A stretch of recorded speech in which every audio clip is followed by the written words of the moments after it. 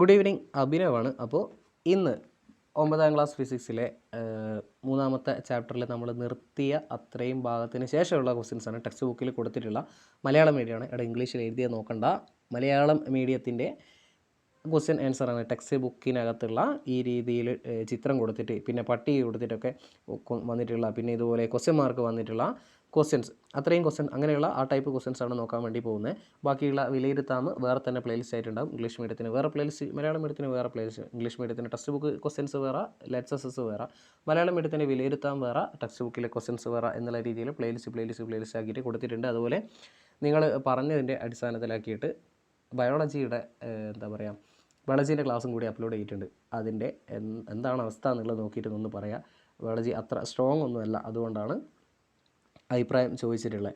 Okay ആണെങ്കിൽ continue ചെയ്യാം, അല്ലെങ്കിൽ വിട്ടിട്ട് ഫിസിക്സ് മാത്രം നേരത്തെ ചെയ്ത പോലെ ഫിസിക്സ് മാത്രം ചെയ്തു പോകാം. ശരി, എന്തായാലും നമ്മൾ ലാസ്റ്റ് ചെയ്ത് വന്നിട്ടുണ്ടായത് ഈ ഒരു ക്വസ്റ്റ്യനാണ് ലാസ്റ്റ് കംപ്ലീറ്റ് ചെയ്ത് ഫുള്ളായിട്ട് ചെയ്ത്. ഇനി അതിൻ്റെ ബാക്കിയാണ് ചെയ്യാനുള്ളത്. 3 ക്വസ്റ്റ്യൻസ് ഉണ്ട്, ഓരോന്നായിട്ട് ചെയ്യാം. പേജ് ഇപ്പുറമുണ്ട്, നോക്കാം. ഒന്നാമത്തെ ചോദ്യം വരുന്നത് ഇങ്ങനെയാണ്. 200 കിലോഗ്രാം മാസുള്ള ഒരു വസ്തുവുണ്ട്. ഈ വസ്തു 16 മീറ്റർ പെർ സെക്കൻഡ് പ്രവേഗത്തിൽ ചലിക്കുന്നെങ്കിൽ ഈ വസ്തുവിൻ്റെ മൊമെൻ്റം കണ്ടെത്തുക. മൊമെൻ്റം കണ്ടെത്താൻ ആദ്യം എന്തായാലും ഫസ്റ്റ് ചെയ്യേണ്ട പരിപാടി തന്ന കാര്യങ്ങൾ എടുത്തെഴുതുക. അപ്പോൾ 200 കിലോഗ്രാം മാസുള്ള വസ്തുവാണ്. അപ്പോൾ മാസ് നമ്മൾ എഴുതും. Mass M = 200 kilogram. ഈ വസ്തുവിൻ്റെ പ്രവേഗമുണ്ട്. പ്രവേഗം വരുന്നത് 16 മീറ്റർ പെർ സെക്കൻഡ് പ്രവേഗത്തിലാണ് ചലിച്ചുകൊണ്ടിരിക്കുന്നത്. മൊമെൻ്റം കണ്ടുപിടിക്കണം. മൊമെൻ്റം P എത്രയാണ് എന്നാണ് ചോദിച്ചിട്ടുള്ളത്. P കണ്ടുപിടിക്കാൻ ആകെ നമ്മൾ പഠിച്ച ഒറ്റ സാധനമേ ഉള്ളൂ, mass into velocity. Mass into പ്രവേഗം. അതും അല്ലെങ്കിൽ MV എന്ന് പഠിച്ചില്ലേ. MV എന്ന് വെച്ചാൽ മാസിനെ പ്രവേഗം കൊണ്ട് ഗുണിക്കുക. ഇവിടെ തന്നിട്ടുണ്ട്, നമ്മൾ എഴുതുന്നു P സമം എന്ന് പറഞ്ഞ് എഴുതാം. P സമം മാസ് പറയുന്നത് 200 ഗുണിക്കണം പ്രവേഗം പറയുന്നത് 16. അപ്പോൾ 200നെ 16 കൊണ്ട് ഗുണിക്കുക. 200നെ എങ്ങനെ 16 കൊണ്ട് ഗുണിക്കാം? 2നെ 16 കൊണ്ട് ഗുണിക്കുക, 2 0 ഇട്ട് കൊടുക്കുക. അപ്പോൾ 16നെ 2 കൊണ്ട് ഗുണിച്ചാൽ 32, 2 0 ഇട്ട് കൊടുക്കുക, 3200 എന്ന് വരും. യൂണിറ്റ് വേണം, അല്ലെങ്കിൽ ഫുൾ മാർക്ക് കിട്ടൂല. Kilogram metre per second. Kilogram metre per second 2 മാർക്കിൻ്റെ ചോദ്യമാണെങ്കിൽ യൂണിറ്റ് ഇല്ലെങ്കിൽ 1.5 മാർക്ക് കിട്ടും. കണക്ക് ചെയ്തെല്ലാം വെറുതെ ആയി പോകും. അതിനെക്കൊണ്ട് യൂണിറ്റ് എഴുതാനുള്ള എല്ലാത്തിനും കറക്റ്റായിട്ട് യൂണിറ്റ് പഠിക്കുക. യൂണിറ്റ് എഴുതാൻ മറന്നു പോവാതിരിക്കുക എന്നുള്ളതാണ് മെയിനായിട്ട്. റെഡി? അപ്പോൾ ആ ക്വസ്റ്റ്യൻ അവിടെ തീർന്ന്. ഡയറക്റ്റ് ആയിട്ടുള്ളൊരു ക്വസ്റ്റ്യനും അധികം എക്സ്പ്ലെയിൻ ചെയ്ത് കോളം ആക്കേണ്ടെന്ന് വിചാരിച്ചിട്ട് ഇത്തിരി സ്പീഡിൽ തന്നെ പറഞ്ഞു. അടുത്ത ക്വസ്റ്റ്യൻ നോക്കി. ഒരു വസ്തുവിൻ്റെ മൊമെൻ്റം 200 കിലോഗ്രാം മീറ്റർ പെർ സെക്കൻഡാണ്. അപ്പോൾ നമ്മൾ ക്വസ്റ്റ്യൻ്റെ കൂടെ തന്നെ സംഗതി കൂടെ എഴുതി പോകുന്നു, ടൈം വേസ്റ്റ് ചെയ്യേണ്ട. ഒരു വസ്തുവിൻ്റെ മൊമെൻ്റം, അതായത് P അവർ പറയുന്നത് 200 കിലോഗ്രാം മീറ്റർ പെർ സെക്കൻഡാണ്. വസ്തുവിൻ്റെ പ്രവേഗം, അതായത് V പറയുന്നത് അവർ 20 മീറ്റർ പെർ സെക്കൻഡ്. ഈ 2 കാര്യങ്ങൾ അവർ തന്നിട്ടുണ്ട്, നമ്മൾ എടുത്ത് എഴുതിയിട്ടുണ്ട്. ഇനി അങ്ങനെയാണെങ്കിൽ വസ്തുവിൻ്റെ മാസ് എത്ര എന്ന് ചോദിക്കുന്നത്. നോക്കൂ, ഈ Pയും Mഉം Vയും തമ്മിൽ കണക്ട് ചെയ്യുന്ന എന്തെങ്കിലും സമവാക്യം നമ്മൾ പഠിച്ചിട്ടുണ്ടോ? നോക്കൂ, P സമം MV എന്ന് പഠിച്ചിട്ടില്ലേ? അവിടെ നമുക്ക് അറിയുന്ന ചില ആൾക്കാരുണ്ട്. P ഇവിടെ തന്നിട്ടുണ്ട്, V ഇവിടെ തന്നിട്ടുണ്ട്, M ആണ് തരാത്തത്. അപ്പോൾ തരാത്ത ആളിനെ, അതായത് എമ്മിനെ സമത്തിൻ്റെ ഒരു സൈഡ് തന്നെ അങ്ങനെ തന്നെ വെച്ചിട്ട് ബാക്കിയുള്ള പോലെ മറ്റേ സൈഡിലേക്ക് കൊണ്ടുപോയാൽ ആൻസറായി. അതായത് ഇപ്പോൾ Pൻ്റെ വില നമുക്കറിയാം, Vൻ്റെ വിലയും നമുക്കറിയാം, എമ്മിൻ്റെ അറിഞ്ഞൂടാ. M വട്ടത്തിലാക്കിയിട്ട് സമത്തിൻ്റെ വലത്തെ സൈഡിൽ M തന്നെ കിടക്കട്ടെ, ഇടത്തെ സൈഡിൽ P ഉണ്ടല്ലോ. ഇനി ഈ വലത്തെ സൈഡിലുള്ള ഗുണിക്കണം വീനെ, MV എന്ന് പറഞ്ഞാൽ M ഗുണിക്കണം V എന്നല്ലേ, ഗുണിക്കണം വീനെ ഇപ്പുറത്തേക്ക് ഇടുക. അതായത് P ഹരിക്കണം V എന്ന് വരും. P ഹരിക്കണം V സമം M. അങ്ങനെയാണെങ്കിൽ നമുക്ക് എഴുതാം, ഒന്ന് തിരിച്ചെഴുതിയാൽ M സമം P/V. അല്ലെങ്കിൽ Pൻ്റെ വില നമുക്ക് പറയുന്നത്, അവർ പറയുന്നത് 200 കിലോഗ്രാം മീറ്റർ പെർ സെക്കൻഡ്. അപ്പോൾ Pക്ക് പകരം 200 ഹരിക്കണം V പറയുന്നത് 20. അപ്പോൾ അടിയിൽ 20 എന്ന് വരും. 200നെ 20 കൊണ്ട് ഹരിക്കണം. എങ്ങനെ ഹരിക്കാം? എടാ നോക്കുക, ഇത് വെട്ടിക്കളയാം. 20നെ 200 ഹരിക്കണം 20 എന്നെല്ലാം പണ്ട് ചെയ്യലുണ്ടായിരുന്നു. അത് ഇനി അങ്ങനെ ചെയ്യേണ്ട കുറച്ചും കൂടി സ്പീഡായിട്ട് ചെയ്യണം. നോക്കുക, മേലെ താഴെ കോമൺ ആയിട്ട് ആരെങ്കിലും ഉണ്ട്, പൊതുവായിട്ട് ആരെങ്കിലും ഉണ്ട്, വെട്ടിക്കളയാം. ഈ 0 വെട്ടാം. പിന്നെ 20/2 എന്നുള്ള 20/2 എന്ന് പറഞ്ഞാൽ 20ൻ്റെ പകുതി എത്രയാണ്? 20ൻ്റെ പകുതി 10 ആണ് എന്ന് എല്ലാവർക്കും അറിയാം. അപ്പോൾ 10 കിലോഗ്രാം ആയിരിക്കും ഇതിൻ്റെ ആൻസറായിട്ട് വരുന്നുണ്ടാവുക. മാസ്, വസ്തുവിൻ്റെ മാസ് 10 കിലോഗ്രാം എന്ന് വരും. കുഴപ്പമില്ല എന്ന് വിചാരിക്കുന്നു. ഈ സാധനം മയക്കുന്നു. ഇനി ഈ പേജിലെ മൂന്നാമത്തെ അവസാനത്തെ ചോദ്യം ബാക്കി അടുത്ത പേജിലാണ്.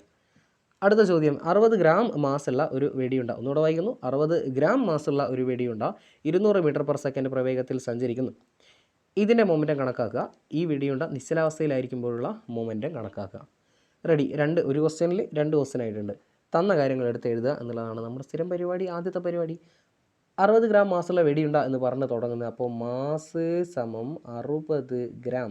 ഇവിടെ തന്നെ നിന്നിട്ടൊന്ന് ആലോചിക്കുക. ഗ്രാമിൽ ഒരിക്കലും വെച്ച് കണക്ക് നമ്മൾ ചെയ്യാറില്ല, കിലോഗ്രാമിലേ ചെയ്യാറുള്ളൂ. അപ്പോൾ ഗ്രാമിനെ കിലോഗ്രാമിലേക്ക് മാറ്റണം.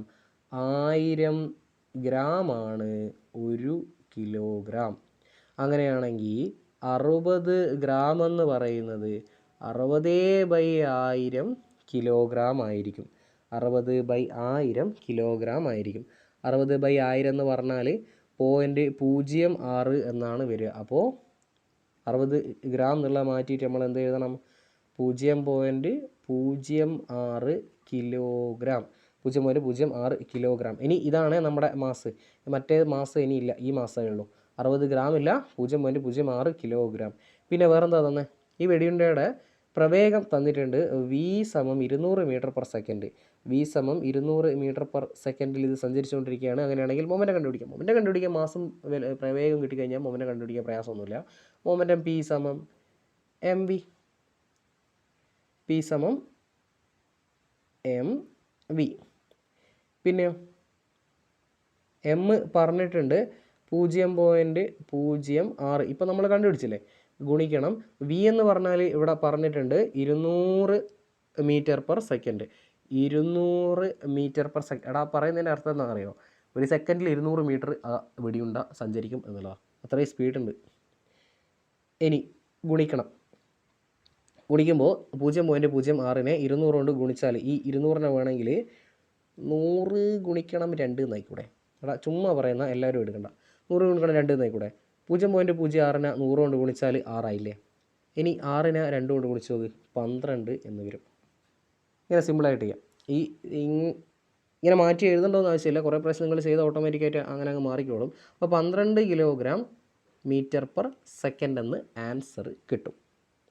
അല്ലെങ്കിൽ സാധാരണ നിങ്ങൾ ചെയ്യുന്ന പോലെ തന്നെ പോയിൻറ്റിനൊക്കെ മാറ്റി ആ രീതിയിലൊക്കെ ചെയ്തിട്ട് പോയിൻറ്റ് മാറ്റി വെച്ചിട്ട് 200 കൊണ്ട് പിടിക്കുക, എന്നിട്ട് പോയിൻ്റ് എടുത്ത് ഇടുക.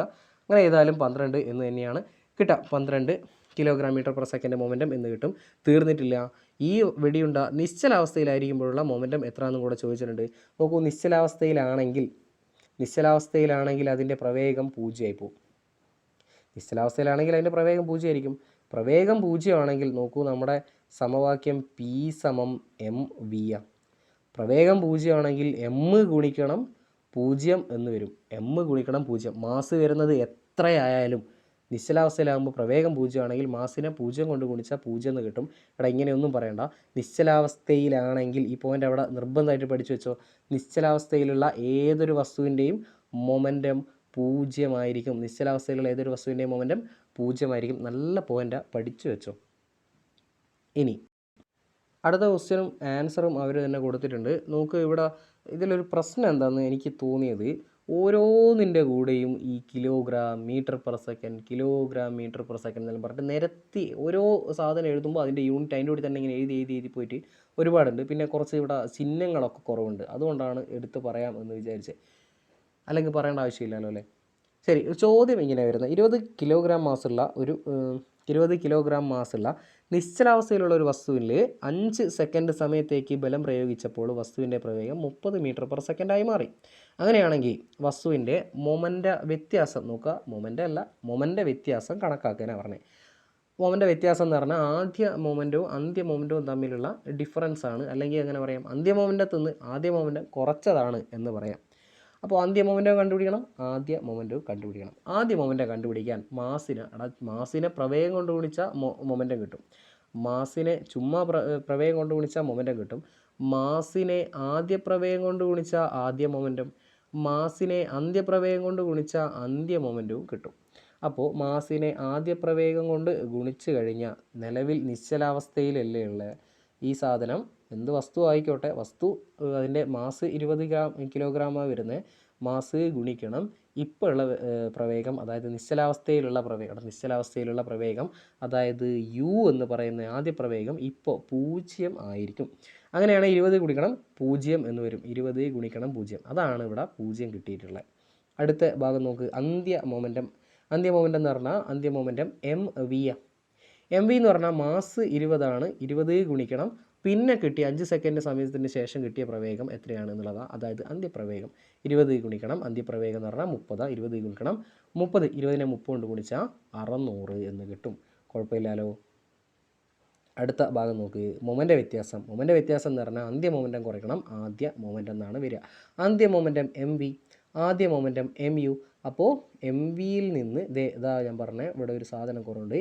MV മൈനസ് MU എന്നാണ്. അതിൻ്റെ ഉള്ളിൽ വരയ്ക്കാൻ പറ്റുന്നില്ല. MV minus MU. MVയിൽ നിന്ന് MU കുറയ്ക്കുക എന്ന് വെച്ചാൽ 600 MV എന്ന് പറഞ്ഞാൽ 600 0 കുറയ്ക്കുക. 600 0 കുറച്ചാൽ 600 എന്ന് തന്നെ വരും. 600 0 കുറച്ചാൽ 600 kg/s എന്ന് തന്നെ വരും.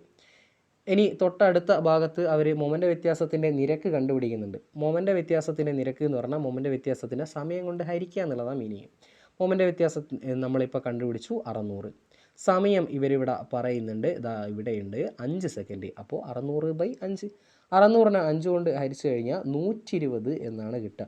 സംശയം ഉണ്ടെങ്കിൽ 600 ഹരിക്കണം 5, 6ൽ എത്ര 5 ഉണ്ട്, 1 5, 5 കഴിച്ച് ബാക്കി ഇവിടെ 1 0 0. 100ൽ എത്ര 5 ഉണ്ട്, സോറി ഒരു 0 ഉണ്ടാവും.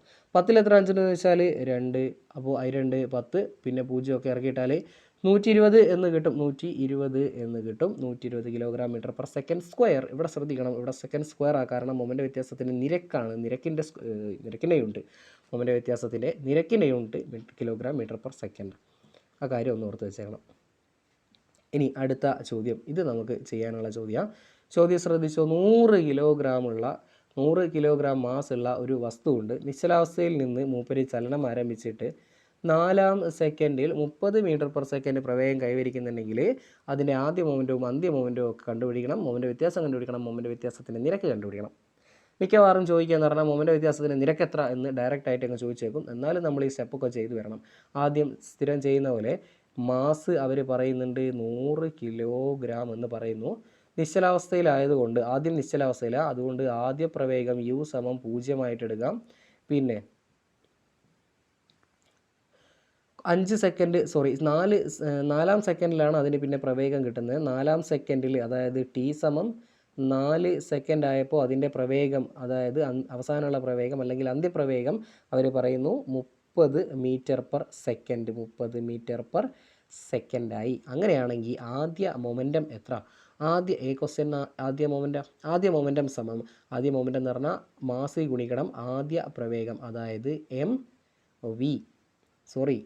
MU അല്ലേ ആദ്യ പ്രവേഗം, MU എന്ന് വരും. MU മാസിനെ ആദ്യ പ്രവേഗം കൊണ്ട് ഗുണിക്കുക. ആദ്യ പ്രവേഗം 0 ആയതുകൊണ്ട് മാസ് 100 ഗുണിക്കണം 0 = 0 kg/s. പിന്നെ ബി ക്വസ്റ്റ്യൻ എന്ന് പറയുന്നത് അന്ത്യ മൊമെൻറ്റമാണ്. അന്ത്യ മൊമെൻറ്റം എന്ന് പറഞ്ഞാൽ MV. അന്ത്യ മൊമെൻറ്റം സമം, നിങ്ങൾ ഇതും അങ്ങനെ തന്നെ എഴുതണേ. അന്ത്യ മൊമെൻറ്റം സമം MV. M അവർ പറയുന്നുണ്ട് 100 ഗുണിക്കണം V എന്ന് പറഞ്ഞാൽ നമ്മൾ കണ്ടുപിടിച്ചു. V ആണ് 30. 100നെ 30 കൊണ്ട് ഗുണിച്ചാൽ മതി, സിമ്പിളായിട്ട് കിട്ടും. 100നെ 30 കൊണ്ട് ഗുണിച്ചാൽ 30 എന്ന് എഴുതുക. 100ൻ്റെ 2 0 കൂടെ കൂട്ടിയിട്ട് കൊടുക്കാം. 3000 kg/s എന്നുണ്ടാവും. ഇനി സി ക്വസ്റ്റ്യൻ, മൊമെൻ്റ വ്യത്യാസം എത്ര എന്നുള്ളതാണ്. മൊമെൻ്റ വ്യത്യാസം എന്ന് പറഞ്ഞാൽ അന്ത്യ മൊമെൻറ്റത്തിൽ നിന്ന് ആദ്യ മൊമെൻറ്റം കുറച്ചാൽ മതി, മൊമെൻ്റ വ്യത്യാസം കിട്ടും. അന്ത്യ മൊമെൻറ്റം എന്ന് പറയുന്നത് MV. അന്ത്യ മൊമെൻറ്റം MV. അതിൽ നിന്ന് ആദ്യ മൊമെൻറ്റമായിട്ടുള്ള MU കുറച്ചാൽ മതി. അപ്പോൾ അന്ത്യ മൊമെൻറ്റം നമുക്ക് കിട്ടിയിട്ടുണ്ട് 3000. 3000ത്തിൽ നിന്ന് ആദ്യ മൊമെൻറ്റമായിട്ടുള്ള 0 കുറയ്ക്കുക, അതായത് 3000ത്തിൽ നിന്ന് 0 കുറച്ചാൽ അത് 3000 തന്നെയാണ് വരിക. 3000 kg/s എന്ന് കിട്ടും. 3000 kg/s ആയിരിക്കും സി ക്വസ്റ്റ്യൻ്റെ ആൻസർ. അടുത്ത മൊമെൻ്റ് വ്യത്യാസത്തിൻ്റെ നിരക്ക് എത്ര എന്നുള്ളതാണ്. മൊമെൻ്റ് വ്യത്യാസത്തിൻ്റെ നിരക്ക് സമം ആദ്യ മൊമെൻറ്റം എം വി കുറയ്ക്കണം, ആദ്യ മൊമെൻറ്റം എം യു ഹരിക്കണം ടി എന്ന് പറഞ്ഞൊരു സമവാക്യം പഠിച്ചിട്ടുണ്ടാവും. അങ്ങനെ പഠിക്കാത്തവർ ഇങ്ങനെ ആയിരിക്കും പഠിച്ചിട്ടുണ്ടാവുക, M into V minus U by T. ഏതുപയോഗിച്ചാലും കുഴപ്പമില്ല. ഇപ്പോൾ M V minus M U നമ്മളിപ്പോൾ കണ്ടുപിടിച്ചിട്ടുണ്ട്. M V minus M U എന്ന് പറയുന്നത് എവിടെയുണ്ട്? 3000. അപ്പോൾ നമുക്ക് എഴുതാം മേലെ 3000 ഹരിക്കണം ടി എന്ന് പറഞ്ഞാൽ സമയം അവർ പറയുന്നത് 4 സെക്കൻഡ് എന്ന്. അപ്പം 3000/4 എന്ന് വരും. 3000/4 എങ്ങനെ ചെയ്യാം നോക്കാം. സൈഡിലേക്ക് മാറ്റി ചെയ്യാമെന്ന് വിചാരിക്കുന്നു. 3000/4 ചെയ്യണം. സാധാരണ ചെയ്യുന്ന പോലെ ചെയ്യാം, അല്ലെങ്കിൽ ഈ രീതിയിൽ ഒന്ന് ട്രൈ ചെയ്ത് നോക്കാം. 3ൽ 4 അതിനെ കൊണ്ട് തൊട്ടടുത്തുള്ള 0 കൂടെ ചേർത്ത് 30. 30ൽ 4 ഉണ്ടോ നോക്കാം. 30ൽ 4 ഉണ്ട്. 4ൻ്റെ ഗുണപ്പട്ടിക കഴിഞ്ഞാൽ 7 4 28 അല്ലേ. 7 4 28. 28 കഴിച്ച് 30ലേക്ക് എത്താൻ 2 കൂടെ വേണം. ആ ബാക്കി വരുന്ന 2നെ തൊട്ടടുത്ത നമ്പറിനോട് ചേർത്ത് എഴുതുക. അപ്പോൾ 20 എന്നായി.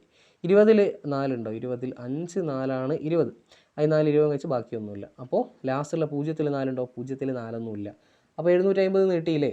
സിമ്പിളായിട്ട് 750 എന്ന് കിട്ടി. അപ്പോൾ 750 kilogram metre per second square ആയിരിക്കും ആൻസർ. ശ്രദ്ധിക്കുക, സെക്കൻഡ് സ്ക്വയർ ആണ്, അല്ലാതെ സെക്കൻഡ് അല്ല. Kilogram metre per second square ഇടാൻ മറന്നു പോകരുത്.